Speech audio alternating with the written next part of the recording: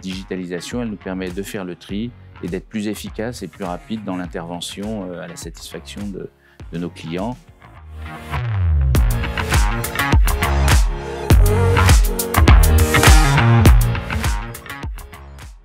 Bonjour et bienvenue à ce 4e et dernier épisode de Digitalisez-moi.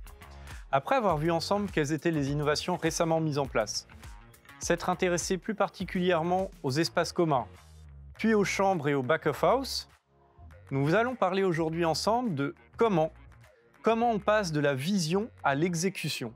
C'est notre sujet du jour et pour en parler, j'ai le plaisir d'accueillir avec moi Jean-Luc Guermont-Pré, directeur du pôle hôtellerie pour Vinci Immobilier, Jean-Noël Lau, VP Product Management chez Accor, et Maxime Durand, responsable investissement chez Extendheim. Alors, bienvenue à tous les trois, merci d'être avec nous. Bonjour.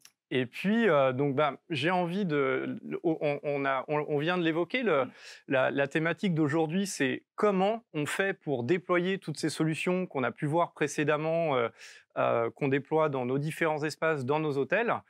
Donc, comment c'est des enjeux de déploiement. C'est vraiment on parle là de véritables projets. Donc je me tourne vers toi peut-être pour commencer, Jean-Noël, parce que c'est vraiment le cœur du volet de l'opérateur, de la mission. C'est le déploiement. Et ma question, c'est comment on fait et c'est quoi les difficultés finalement auxquelles on va être confronté? Dès qu'on parle de software, c'est-à-dire du logiciel qu'on est en train de déployer, ça va être surtout des problématiques de formation, de connexion, login, password, et vraiment de s'assurer que tout le monde est connecté avec le bon niveau de sécurité. Par contre, dès qu'on commence à rentrer dans des éléments de hardware, c'est-à-dire qu'il faut avoir du matériel qui se déploie dans les hôtels, immédiatement on rentre dans des principes de logistique qui deviennent rapidement compliqués. Parce qu'il faut envoyer l'élément physique dans les différents hôtels. Bon, un hôtel, c'est facile. 5000, c'est beaucoup plus dur, surtout si c'est sur différents pays. Et ce qu'on voit surtout en ce moment, c'est souvent les deux, en fait. C'est le software sur une partie et le hardware. Donc, ces problématiques-là sont assez compliquées. Ça reste gérable, hein, mais vous avez raison de dire que ce sont des vrais projets de déploiement qui doivent être menés comme tels. C'est un vrai projet finalement. Et un vrai projet, ça se conçoit en dialogue entre l'opérateur, l'investisseur, j'imagine également. Comment vous imaginez un peu votre rôle en matière de déploiement, Maxime? Alors nous, en tant qu'investisseurs dans le déploiement, on est moins, on va dire, opérationnel évidemment que notre partenaire opérateur. Donc on est surtout dans l'accompagnement et dans la réflexion en amont. On a la chance d'avoir de nombreux projets avec différents opérateurs et différentes manières de déployer nos projets. Donc on emmagasine un petit peu les best practices et on essaye de les partager avec nos opérateurs pour essayer d'avoir un déploiement le plus efficace possible.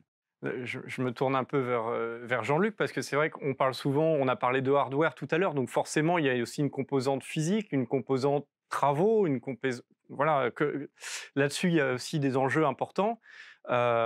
Comment on les adresse pour vraiment réussir l'implémentation de son projet digital? Alors, chez Vinci Immobilier, nous, notre rôle, c'est de livrer des hôtels clés en main à nos partenaires, qu'ils soient exploitants, qu'ils soient investisseurs. Donc, il y a effectivement un aspect très opérationnel qu'on gère projet par projet. Il y a deux sujets principaux avec la digitalisation aujourd'hui. Le premier sujet, c'est la définition du besoin. Et le deuxième sujet important, c'est la temporalité. Nous, on développe, on conçoit, on construit des hôtels qu'on livre. Et le rythme d'un tel développement, c'est 5-6 ans entre le moment où on démarre et le moment où on livre un hôtel.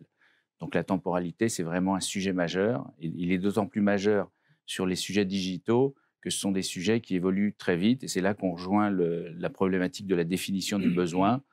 Au moment où on conçoit, au moment où on étudie, où on rentre dans un certain nombre de détails, l'opérateur, il souhaite avoir le plus de flexibilité possible et pouvoir changer jusqu'au dernier moment pour avoir les outils digitaux dernier cri, up-to-date. Comment on fait du coup pour garder cette capacité d'adaptation jusqu'à la dernière minute finalement de ce que j'entends? Je vais donner un exemple. Aujourd'hui, on a démarré les travaux d'un Pullman sur la gare de la Part-Dieu à Lyon, 168 chambres pour un franchisé Accor. Ce franchisé nous demande d'étudier une solution de guest room management system qui nécessite du câblage supplémentaire, qui nécessite beaucoup de hardware supplémentaire, mais il repousse sans arrêt le moment de sa décision parce que il travaille avec 2 fournisseurs de ce type de service et chacun de ces fournisseurs est en période de test. Donc, on avance en même temps que les bureaux d'études de ces fournisseurs pour avoir le matériel up-to-date au moment de la livraison. Je vois réagir Jean-Noël, ça évoque un peu des choses sur des projets que vous avez pu travailler vous aussi de votre côté? Non, absolument. Si on veut déployer de la clé digitale, c'est très facile, hein. On déploie sur notre application la possibilité de déployer une clé digitale. Par contre, la clé digitale, si la serrure n'est pas capable d'ouvrir la porte avec cette impulsion, ben, ça ne sert à rien. Maintenant, équiper un hôtel d'une serrure digitale, c'est facile. Mais dès que vous parlez d'un gros porteur avec 400 chambres, bah, c'est 400 fois les serrures, multipliées par peut-être, je sais pas moi, 1 millier d'hôtels sur la zone France. Bah, de suite, vous avez des enjeux financiers de déploiement de logistique qui sont colossaux. Du coup, on parle un peu que ce soit à l'échelle d'un portefeuille ou d'un hôtel. Voilà, comment on intègre ça aux enveloppes d'investissement. Alors, on l'a compris lorsqu'il y a des projets de rénovation, peut-être aussi sur des dépenses de maintenance. Comment vous arrivez à intégrer ça à vos enveloppes et à votre réflexion? Alors, nous, évidemment, quand on réfléchit à un projet de construction ou un projet de rénovation, on a, vous l'avez dit, un plan de travaux qui est défini. Et évidemment, on sait aujourd'hui qu'on ne peut pas se passer du digital et de toutes ces solutions-là au moment où on commence. Donc, tout ça est intégré dès le début. Et ensuite, chaque année, comme dans tous les hôtels, on a une enveloppe de travaux de maintenance, de budget pour la maintenance qui est définie et qui permet de financer la rénovation, la digitalisation de certains espaces au fur et à mesure que les technologies évoluent. C'est la difficulté, on l'a évoqué, c'est d'être toujours à la page.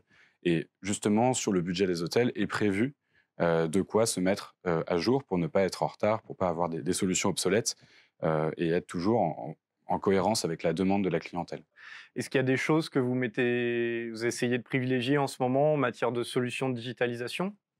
Alors nous, de notre côté, en tant qu'investisseurs, ce qu'on essaye de faire, c'est justement pour partager nos best practices et les données qu'on peut récolter avec des partenaires différents. Notre gros travail aujourd'hui, c'est d'arriver à plugger finalement sur les systèmes des différents opérateurs, les différents systèmes, un système qui nous permet de récolter les informations, notamment les chiffres d'exploitation, pour suivre les différents KPI de tous les hôtels, pouvoir avoir une bonne vision évidemment de notre parc, et ensuite pouvoir partager avec nos partenaires les chiffres de telle ou telle place de marché, les tendances qu'on observe, qu'est-ce qui peut être une bonne solution ou non. Et donc ça passe évidemment par l'implémentation et une interface efficace entre chaque entité, chaque unité. Comment peut-être du coup vous arrivez à vous adapter un peu à ces nouvelles attentes?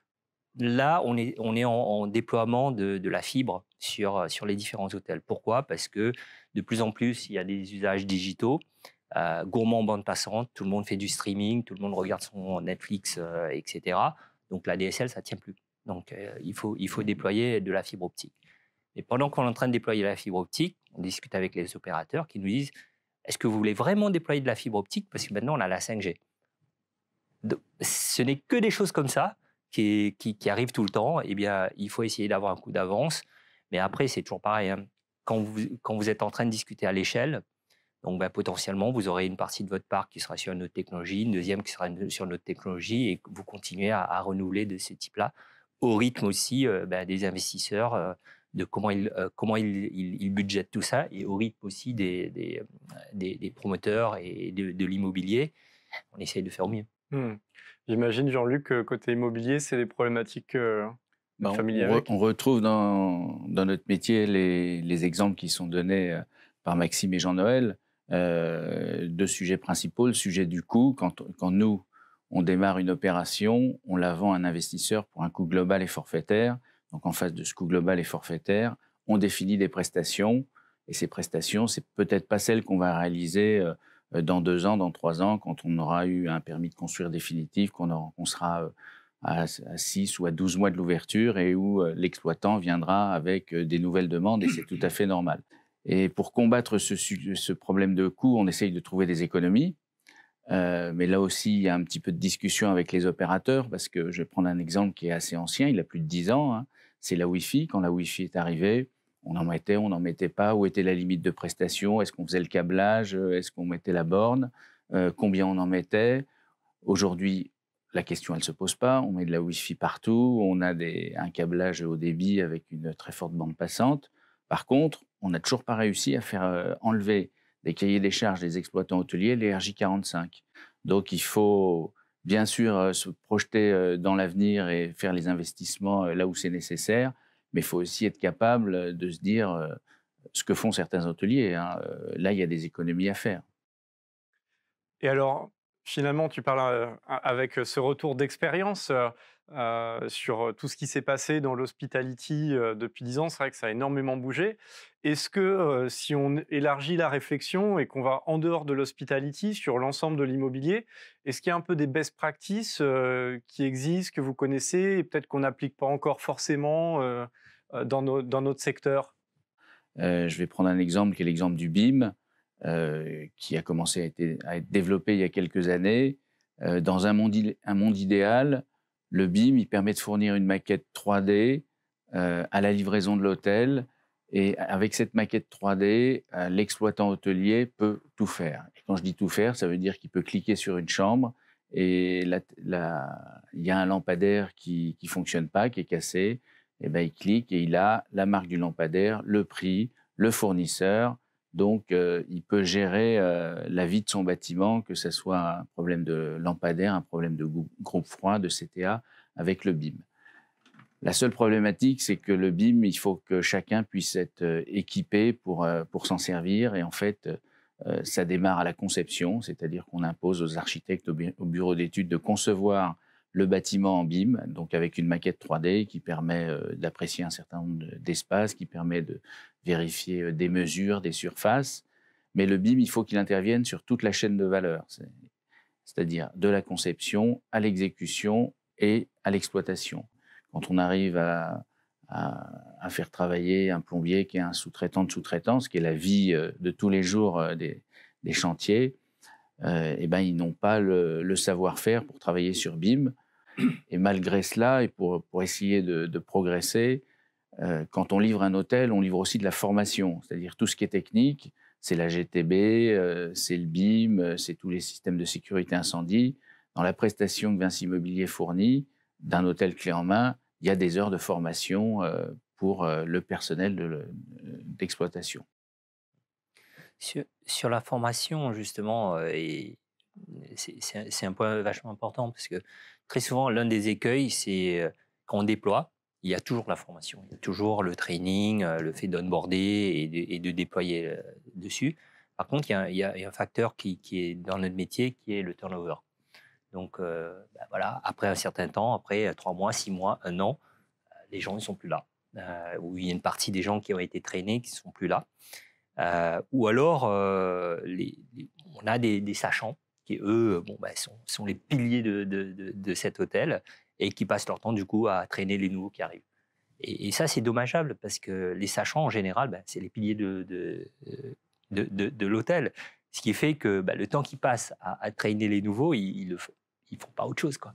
Donc ça, c'est un vrai challenge pour nous de maintenir cette connaissance, cette fluidité. Et plus la solution, plus on se digitalise, plus ce niveau de technicité est important. Donc maintenir ce niveau de connaissance est un challenge de tous les jours.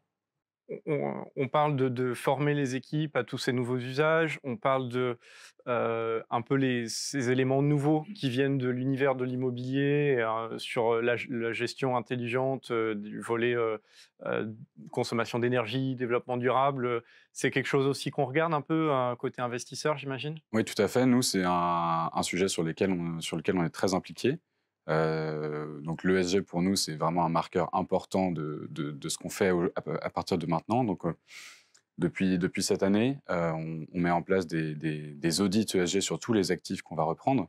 Par exemple le niveau d'émissions de gaz à effet de serre, par exemple la consommation d'eau. Donc ça c'est des choses sur lesquelles on est de plus en plus attentif. On a un grand laboratoire à ciel ouvert qui est notre Holiday Inn Clichy qu'on a acquis il y a peu de temps, qui nous permet de déployer ces audits et de mesurer vraiment notre niveau de performance et de voir comment on va pouvoir ensuite, dans le futur, améliorer justement ces performances. Notre objectif, c'est vraiment d'améliorer, de se servir des outils digitaux pour que nos hôtels soient le plus efficients possible en termes d'environnement, notamment, de consommation d'énergie et toutes ces choses-là.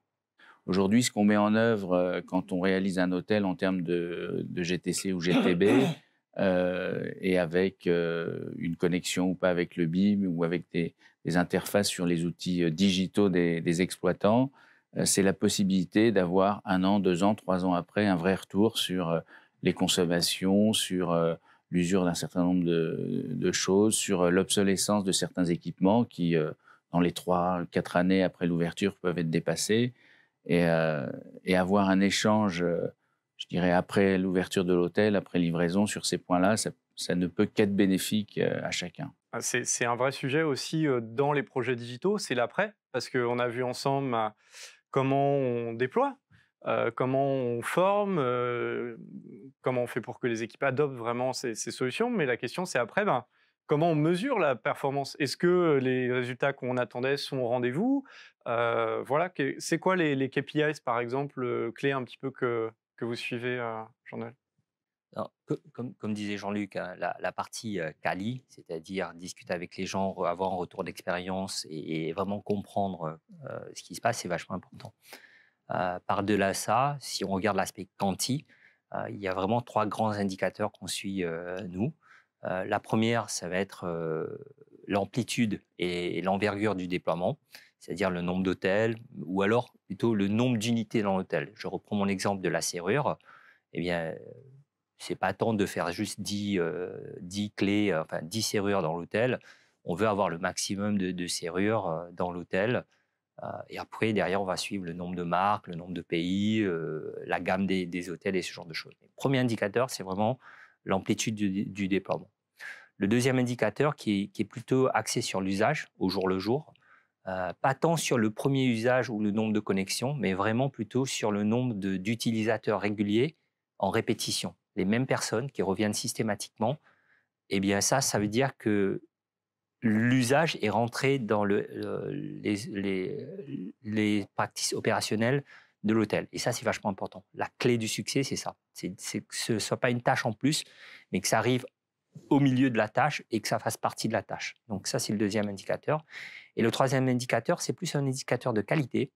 On suit par rapport au nombre d'hôtels qui ont été déployés, le nombre de tickets d'incidents ou de supports qui sont faits, et on fait un ratio, donc nombre de tickets d'incidents divisé par le nombre d'hôtels, qui nous donne une idée de dire est-ce que ce truc il marche ou pas. Marche dans le sens est-ce qu'il est facilement compréhensible, est-ce qu'il ne casse pas trop, est-ce qu'il est maintenable dans le temps, est-ce qu'il est pérenne.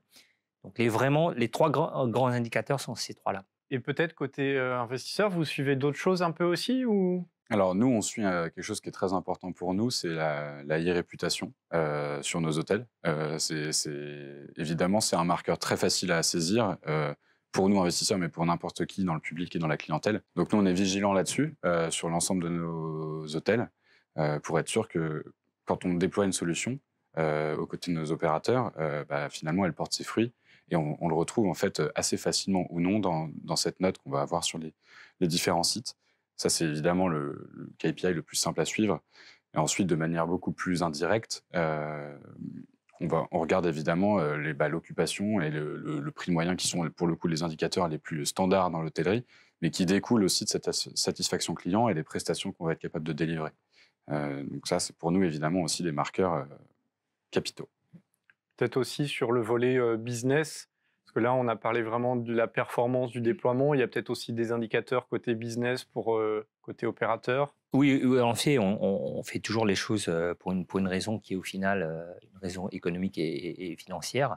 Elle peut être soit au niveau de la productivité. Est-ce qu'on peut faire plus de choses en allégeant le poids, la charge de travail sur les équipes en place? Est-ce qu'on peut avoir une métrique sur le taux de satisfaction client? Donc vraiment, là, on le voit directement. Si on a quelque chose qui déclenche une émotion chez le client, eh bien, immédiatement, le taux de satisfaction, il augmente. Après, sur les indicateurs classiques comme l'ADR ou le TO ou le NetRevPAR, ce genre de choses, c'est toujours plus difficile de faire une corrélation directe entre une solution digitale et ces grands indicateurs-là. En général, on prend un proxy, on se dit, bon, ben, si on a tant de e-réputation, ben, en général, ça se retranscrit à un TO plus élevé, etc., etc. Donc, on fait des métriques qui nous permettent d'estimer ce genre de choses. D'accord. Et le volet rétention dans l'écosystème ou comment ça? Oui, tout à fait. Là, ça, c'est aussi un indicateur qui est important pour nous. Comme opérateur, bien entendu, si on a le taux de souscription quand un client vient et son taux de souscription à notre programme de fidélité, c'est un élément clé pour nous. Donc, ça, c'est tangible, c'est direct. Et le deuxième, c'est le canal dont il vient. Donc, le grand rêve pour nous, c'est quand quelqu'un vient d'un canal qui n'est pas direct, il vient chez nous, et il a une expérience fabuleuse, et la prochaine fois, il réserve directement avec nous, soit sur nos canaux directs, soit en appelant l'hôtel. Là, c'est vraiment super. Mmh. Et vous, Jean-Luc, sur voilà, des éléments qui permettent d'évaluer la performance d'une solution Alors digitale?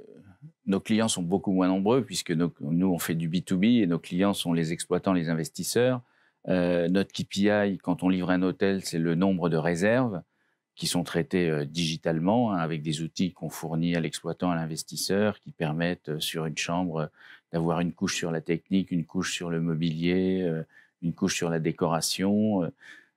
Et on mesure le nombre de réserves par mètre carré ou le nombre de réserves par chambre et notre délai d'intervention.